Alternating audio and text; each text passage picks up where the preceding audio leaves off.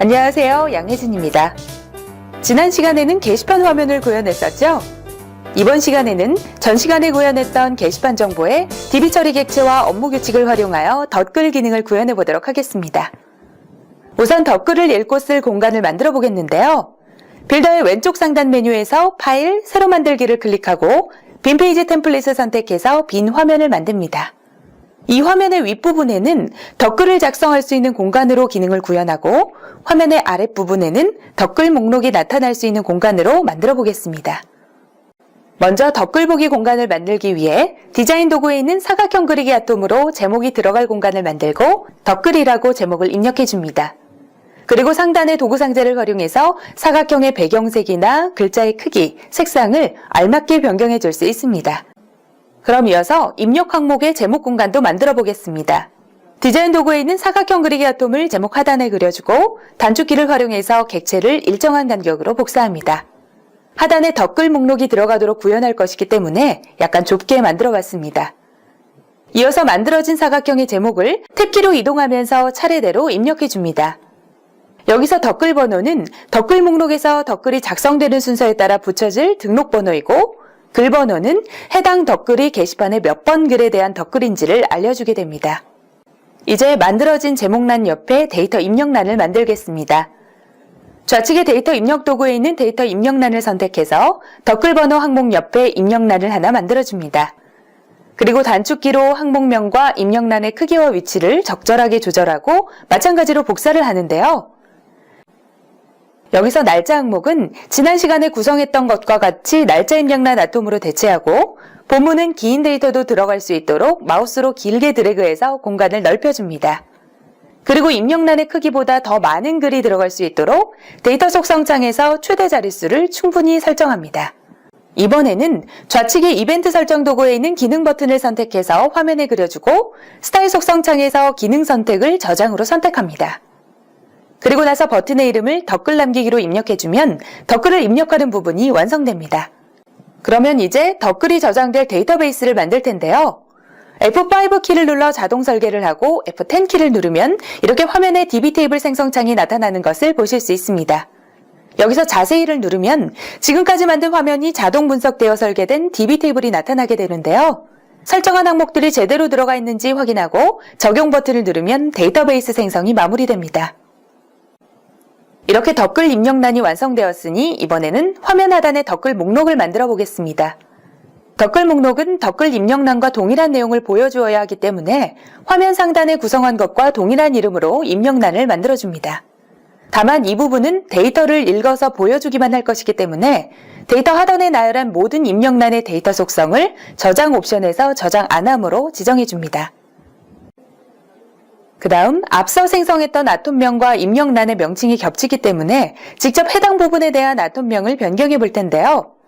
각각의 아톰명을 마우스로 선택하고 상단 도구바에서 각 아톰명의 끝에 숫자 2를 붙여서 구분 짓도록 하겠습니다.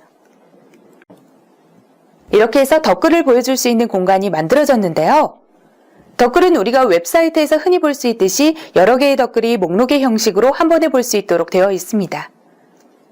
이러한 부분을 구현하기 위해 MVG 메이커에서는 스크롤 묶기라는 아톰을 제공하고 있습니다. 방금 만든 화면 하단의 항목과 입력 공간을 마우스로 전부 선택하고 좌측의 스크롤 설정 도구에 있는 스크롤 묶기를 클릭하면 이렇게 선택된 부분이 영역으로 설정되어서 스크롤 묶기가 적용되었다는 것을 보실 수 있습니다. 그러면 앱을 실행할 때 이 영역이 반복적으로 나타나게 되겠죠? 이제 만들어진 덧글 모델을 저장해 보도록 하겠습니다. 상단 파일 메뉴에서 모델 저장을 클릭하고 파일 이름을 덧글로 입력합니다. 역시 파일 형식은 QPM 파일로 저장됩니다. 이번에는 지금 만들어 저장했던 이 덧글 모델을 지난 시간에 만들었던 게시판과 연결해 볼 텐데요. 지난 시간에 저장했던 게시판 글쓰기 모델을 열어보겠습니다. 이 화면이 방금 만든 덧글 화면으로 연결될 수 있게 하기 위해서 화면 하단에 기능 버튼을 하나 그려줄 텐데요. 스타일 속성 창에서 기능 선택을 상세폰 보기로 선택하고 버튼의 이름을 덧글 보기로 지정합니다. 그리고 다시 마우스 우클릭으로 모델 연결 창을 열어서 실행 모델명을 방금 저장한 덧글 QPM으로 선택하고 참조 아톰명은 글 번호를 입력합니다. 이렇게 설정을 하면 게시판에서 댓글 보기 버튼을 눌렀을 때 댓글 모델로 이동하게 되는데요. 동시에 게시판의 글번호 입력란에 있는 데이터들도 댓글 모델의 글번호 입력란으로 전달됩니다.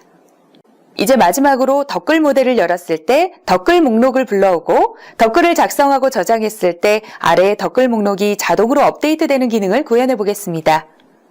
이러한 작업은 진행 관리자를 중심으로 DB 처리 객체와 업무 규칙을 이용하면 간단하게 처리할 수 있는데요. 하나씩 구현해 보겠습니다. 먼저 화면이 열리면 댓글을 불러올 수 있도록 기능을 구현해 보겠습니다. 바탕화면에 마우스 우클릭을 해서 진행 관리자를 선택하면 화면 오른쪽에 진행 관리자 창이 나타나면서 객체 리스트가 보이는데요. 여기서 M 모듈 공용 기능을 마우스로 우클릭합니다. 여기서 M 모듈 공용 기능을 선택해주면 해당 화면 전체에 대한 이벤트를 설정할 수 있습니다. 자, 그럼 이 화면을 열었을 때 바로 이벤트가 실행될 수 있도록 설정해 보겠습니다. 이벤트 발생 시점 선택창에서 폼을 열면을 선택합니다. 그러면 처리할 작업 유형 선택창이 나타나게 되는데요. 여기서 DB 처리를 선택해 줍니다. 그러면 좌측에 실행 내용 설정창이 뜨면서 실행 조건 설정하기가 보입니다. 무조건 실행할 것이기 때문에 다음 작업을 눌러서 넘어가도록 하겠습니다. 그리고 실행 객체 설정하기에 수행 객체에 댓글 불러오기라고 입력하고 항목 추가, 다음 작업, 작업 완료 버튼을 클릭하면서 진행 관리자 작업을 마무리합니다. 그럼 이어서 댓글을 저장했을 때 댓글 목록을 새로 불러오는 기능을 구현해 보겠습니다. 마찬가지로 진행 관리자에서 M 모듈 공용 기능을 클릭하고 이번에는 이벤트 발생 시점을 폼을 검색을 완료한 후에를 선택해 줍니다. 그러면 댓글이 저장되고 댓글 입력란이 초기화되는 시점에 이벤트가 발생하게 됩니다. 그리고 처리할 작업 유형을 이번에는 업무 규칙으로 지정해주고 앞서 설정한 것과 비슷하게 설정을 하게 되는데요. 수행 문단에는 댓글 새로 고침이라고 입력해줍니다. 이어서 항목 추가, 다음 작업, 작업 완료 버튼을 눌러서 모든 작업을 마무리합니다. 그럼 이제 진행 관리자에서 생성한 DB 처리 객체를 구현해 보겠습니다. 진행 관리자 작업창에서 M 모듈 공용 기능 버튼을 클릭하고 폼 열림 이벤트를 선택한 다음 댓글 불러오기 객체를 클릭한 후에 엔터키를 누릅니다. 그럼 이와 같이 DB 처리 객체 작업창이 뜨면서 작업 종류를 선택하는 부분이 나타나게 되는데요. 우리는 데이터베이스에서 자료를 가져오는 작업을 할 것이므로 찾아오기를 클릭합니다. 그리고 DB 목록에서 개발용 DB를 선택하고 마우스 커서를 창 오른쪽으로 움직이면 처리 대상 설정 버튼이 나타납니다. 이 버튼을 클릭하면 개발용 DB 안에 있는 DB 테이블 목록이 나타나게 되고 여기서 아까 만든 댓글 테이블을 선택합니다. 이제 데이터베이스에서 어떤 종류의 자료를 찾아올 것인지 조건을 설정하겠습니다. 다시 마우스 커서를 오른쪽으로 움직이면 작은 메뉴창이 나타나게 되는데요. 여기서 조건문 설정을 클릭합니다. 그러면 왼쪽에 이렇게 조건 설정이라는 항목이 나타나면서 아래에 입력란이 나타나게 되는데요. 입력란을 클릭해서 커서가 깜빡거리면 스페이스바를 누릅니다. 그럼 이렇게 팝업 메뉴가 뜨게 되는데요. 여기서 댓글 테이블에 글번호를 선택해 줍니다. 그리고 계속 스페이스바를 눌러서 갖다 아톰명의 글번호를 차례대로 선택해서 조건문을 완성합니다. 그러면 이 객체는 댓글 테이블에서 데이터 입력란에 입력한 글번호와 일치하는 모든 댓글 데이터를 찾아줍니다. 이어서 DB로부터 댓글 정보를 받아 댓글 목록에 출력하는 기능을 구현해 보겠습니다. 작업창 하단에 있는 변수 연결 탭을 누르면 왼쪽에 댓글 테이블과 필드명이 보이고 오른쪽에는 아톰명 및 변수 목록이 있는데요. 어떤 아톰에서 어떤 데이터를 보여줄 것인지 여기서 드래그 앤 드롭으로 연결해 주게 되는데요. 댓글 화면의 하단에 생성했던 아톰명을 연결해 주면 되겠죠? 앞서 직접 지정해 주었던 아톰명을 여기서 연결해 보겠습니다. 마지막으로 작업창의 상단 메뉴에서 저장 버튼을 누르고 작업 완료 버튼까지 누르면 DB 처리 객체 작업이 모두 완료됩니다. 그럼 이어서 진행 관리자에서 지정한 수행 객체, 댓글 새로 고침에 대한 업무 규칙도 작성해 보도록 하겠습니다. 진행 관리자 작업창에서 아까와 마찬가지로 M 모듈 공용 기능 버튼을 클릭하고 이벤트를 선택한 다음 댓글 새로 고침 업무 규칙을 클릭해서 엔터키를 누릅니다. 그럼 이와 같이 업무 규칙 작성창이 나타나면서 댓글 새로 고침 문단이 나타나게 되는데요. 문단 안에 다음과 같은 내용을 입력합니다. 여기서 기능 버튼으로 댓글을 저장하면 데이터 입력란은 전부 초기화가 되게 되고 댓글 번호 입력란은 새로운 번호로 갱신되게 되는데요. 이 과정에서 덧글을 작성하는 데 필요한 글 번호도 지워지게 됩니다. 그래서 이렇게 부모폼이라는 예역어를 사용하면 예전 페이지로부터 글 번호를 다시 받아오고 그 다음으로 DB를 불러오는 작업을 수행하게 됩니다. 자, 이렇게 모든 화면과 기능이 구현되었는데요. 이제 화면 디자인 작업을 해보겠습니다. 빌더 내에서 제공하는 디자인 도우미 템플릿을 활용할 수도 있지만 이번 시간에는 미리 만들어둔 이미지 파일을 활용해서 화면을 구성해 보도록 하겠습니다.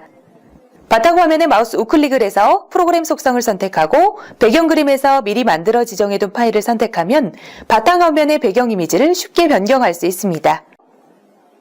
저는 이렇게 디자인해 보았습니다. 그럼 지금까지 구현한 덧글 기능을 테스트해 보겠습니다. 우선 전 시간에 만들었던 글쓰기 화면을 열고 화면 상단의 실행 모드를 눌러서 개발 모드에서 실행 모드로 전환합니다. 먼저 화면 하단의 덧글 보기 버튼에 연결했던 덧글 화면이 잘 나타나는지 확인해 보도록 하겠습니다. 클릭을 하면 덧글 화면이 나타나고 실제 데이터도 입력할 수 있는데요. 몇 번 글에 대한 덧글인지 글 번호 항목을 통해 확인할 수 있고 해당 덧글이 몇 번째 글인지도 덧글 번호를 통해 확인할 수 있네요. 그리고 저장 버튼을 누르면 하단 스크롤에 데이터가 쌓이면서 여러 가지 덧글들도 함께 확인할 수 있습니다. 지금까지 게시판을 구현하기 위해 전 시간에 만들었던 데이터베이스와 검색창, 검색 조건 아톰을 함께 활용해 구현하는 방법을 학습해 보았습니다.